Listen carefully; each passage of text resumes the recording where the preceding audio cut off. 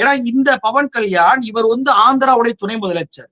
ஆனா இவர் பேசக்கூடிய பேச்சு அரசியலமைப்பு சட்டத்திற்கு எதிரானது. என்னவாக இவர் பேசுறாரு? 3 விதமாக இவருடைய பேச்சுகளை நான் பார்க்கிறேன். ஒண்ணு, அரசியலமைப்பு சட்டத்திற்கு எதிராக பேசுறாரு. இன்னொன்னு மதவாதம். இன்னொன்னு வன்முறையை தூண்டக்கூடியது. இன்னொன்னு கொலை மிரட்டல். 4 வகையான ஒரு விஷயம். அரசியலமைப்பு சட்டத்திற்கு எதிராக இவர் என்ன பேசுறாரு அப்படின்னா, செக்குலரிசம் அப்படின்ற வார்த்தையும் ஃப்ரீடம் ஆஃப் ஸ்பீச்சுக்கும் எதிராக இவர் பேசுறாரு. செக்குலரிசம் அப்படின்றதற்கு என்ன மீனிங் அரசியலமைப்பு சட்டத்துல கொடுத்திருக்கிறாங்க என்பதை வாசிச்சு எக்ஸப்ட் ஹிந்துஸ் அப்படின்ற வார்த்தையை பயன்படுத்துறாரு.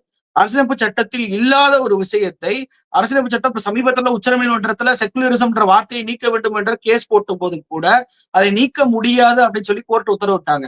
அப்படிப்பட்ட கோர்ட்டே அனுமதிக்காத ஒரு விஷயத்தை இவர் மாடிஃபை பண்ணி அதை வந்து விமர்சனம் பண்றாரு. அதே போல ஃப்ரீடம் ஆஃப் ஸ்பீச் அதை வந்துட்டு தான் பயன்படுத்திட்டு தான் இந்த நாத்திகர்கள் வந்துட்டு இந்து மதத்தை பிளவுபடுத்துறாங்க, இந்து மதத்தை வந்து கொச்சைப்படுத்துறாங்க, முருகனை கேள்வி கேட்கிறாங்கன்ற. முருகனை யாருங்க கேள்வி கேட்டா?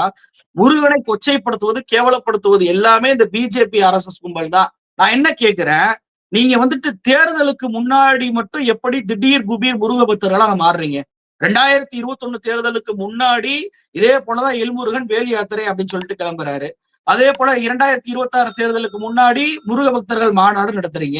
2021 இருந்து 2025 வரைக்கும் ஏன் ஒரு முருக பக்தர்கள் மாநாடு கூட நடத்தல?